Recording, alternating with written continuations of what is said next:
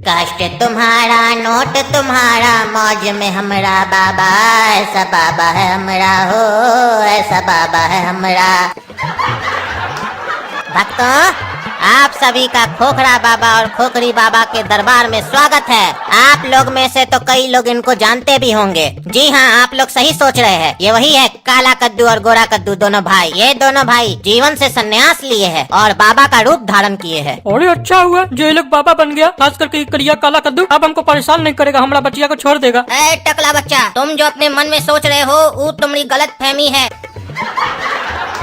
ये 2020 है और कद्दूपुर का बाबा लोग संन्यास लेने के बाद भी शादी कर सकता है, इसीलिए जो सोच रहे हो मत सोचो। अरे ये तो बाबा बनने के बाद भी हमारा बच्चिया को छोड़ नहीं रहा, हाथ धो के पीछे पड़ा हुआ है और इसको तो अभी कुछ बोल भी नहीं सकते हैं, ताकि पब्लिक की नजर में चढ़ा हुआ है। अभी बाबा जो बन गया है और जब सवाल बाबा का आ जाता है तो कद्दूपुर का लोग नेता को भी भूल जाता है। भक्तों, अब खोखरी बाबा सत्संग करेंगे तो उनके सत्संग का आनंद उठाएं और शांति बनाए रखें। बाबा बन गए हैं, बेवकूफ बनाएंगे, लूट के ही तुमको जाएंगे।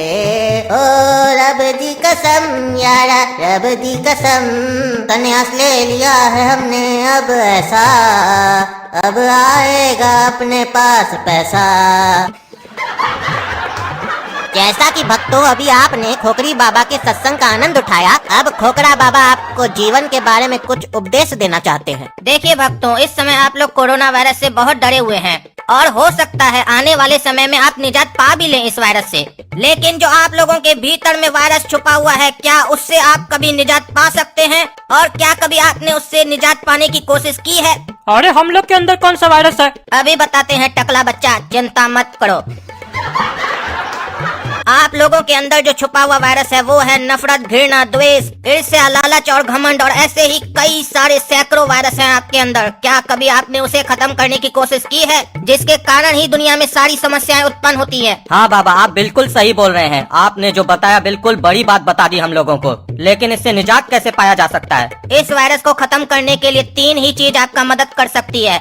एक आपकी खुशी, दूसरा प्रेम, तीसरा मेहनत। अगर आप खुश रहेंगे तो आप अपने आप से प्रेम करेंगे, अपने जीवन से प्रेम करेंगे और सामने वाले से प्रेम करेंगे। और जहाँ प्रेम होता है वहाँ नफरत बिल्कुल नहीं होती है, और जहाँ खुशी होती है वहाँ द्वेष वगैरह नहीं होता है। और अगर आप मेहनत करेंगे अपने लक्ष्य को पाने के लिए तो आपको किसी से ईर्ष्या करने की भी जरूरत नहीं पड़ेगी। अरे भाषण तो तुम बढ़िया दिया, लोग को अच्छा भी लगा। लेकिन ये जो तुम्हारा भाई है खोखरी बाबा, ये अभी क्या भजन किया, क्या सत्संग गाया, लोग नहीं समझा, लेकिन हम समझ लिए। हम बुड़बक नहीं है। वो सत्संग में बता दिया कि अब हम बाबा बन गए, अब हमारा बैंक में बैलेंस बढ़ेगा, हमको पैसा आएगा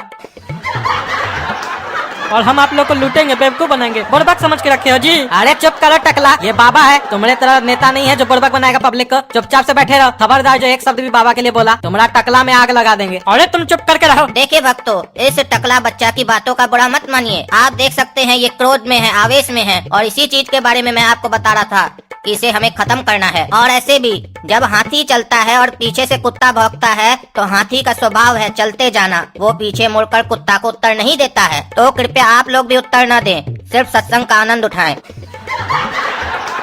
बाबा जी, ये अंदाज आपका बहुत हमको अच्छा लगा। भाग गया। आप हमको बोले जवाब मत दो नेता को, लेकिन आप जो इसको जवाब दिए हैं इनडायरेक्ट वे में, मान गए, मजा आ गया सुन के। आप पूरा पब्लिकली इसको बोल दिए कुत्ता। अरे हमरा अपमान कर रहे हैं आप, और तुम रे चुपचाप से बैठो। यही तो बच्चा हम तुमको तभी से समझा रहे हैं, जहाँ प्रेम होता है वहाँ सम्मान होता है, जहाँ नफरत होती है वहाँ अपमान होता है। अरे तो आप हमको सबके सामने कुत्ता कैसे बोल दिए? हिम्मत कैसे हुआ आपका? कुत्तों की तरह भौंकोगे तो कुत्ते ही कहलाओगे, कार्टून की तरह बोलोगे तो कार्टून जात कहलाओगे। ठीक है, अभी तो गाली शुरू हुआ है, थोड़ी देर में और भी खाओगे। ज्यादा बकवास करोगे तो पब्लिक का जूता खाओगे। ठीक है, इस साला दोनों भाई को हम छोड़ेंगे नहीं। बहुत फुटानी जा रहा है बाबा बन गया तो। बाबा, आप जो अभी घमंड के बारे में बात किए, हम कद्दूपुर में देखे बहुत सारे लोग का घमंड है, और हमारे पिताजी के अंदर भी घमंड है। बाबा, किस तरह का घमंड है बेटा? बाबा वो हमेशा यही बोलते रहते हैं, कमाने वाला एक है घर में और खाने वाला 5 है। तो तुमने कभी इस बात का विरोध नहीं किया है? हाँ, हम विरोध किए हैं बाबा। हम पापा को बोल दिए हैं कि अब से हम आपका पैसा का खाना नहीं खाएंगे। तुमको ये बोलना चाहिए था अपने पिताजी को कि हमारी मम्मी भी खाना अकेले बनाती है और खाता इतना सारा लोग है। कभी मम्मी को घमंड हुआ है? ठीक है बाबा, हम अपना पापा को बोलेंगे। बाबा, हमारा शादी को 4 साल हो गया बाबा, लेकिन हमको अभी तक बच्चा नहीं हुआ बाबा। बच्चा, ये तो तुम कुदरत के खिलाफ जा रहे हो बच्चा। बच्चा तुमको नहीं होगा बच्चा, बच्चा तो तुम्हारी पत्नी को होगा ना। अरे बाबा मेरा कहने का मतलब वही है। हाँ एक बात बताओ बच्चा, तुम्हारी पत्नी खीर खाती है? हाँ खाती है बाबा। उसमें किशमिश तो डालती होगी, अगर डालती है तो कितना डालती है? बाबा किशमिश गिन कर थोड़ी ना डाला जाता है, अंदाज पर डाला जाता है। यही तो गलती करते हो बेटा तुम लोग। कोई भी चीज को किया जाता है तो प्लानिंग से किया जाता है और गिन कर किया जाता है। अब अपनी पत्नी को बोलना खीर में 10 किशमिश डाले, लेकिन खाएगी एक भी नहीं। बाबा जब वो खाएगी ही नहीं तो डालेगी ही क्यों? देखो बच्चा, इसके पीछे का कारण हम बताते हैं कि किशमिश क्यों नहीं खानी है। क्योंकि किशमिश का कनेक्शन किस्मत से है। अगर तुम्हारी पत्नी किशमिश खा ली तो तुम्हारा और तुम्हारी पत्नी का किस्मत खराब हो जाएगा। अगर किस्मत खराब करना है तो किशमिश बेशक खा सकते हो। याद रखना, अगर 10 का 10 किशमिश खा ली तो बच्चा गद्दार पैदा होगा।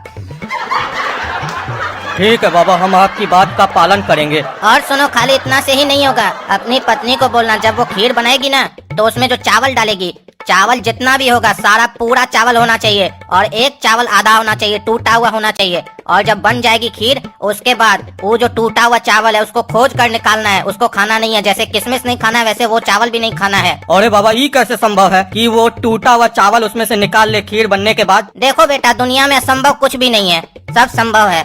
अगर लगन से करोगे, मेहनत से करोगे तो ही पूरा होगा। और एक बात याद रखो, फल तभी मिलता है जब मेहनत करते हैं।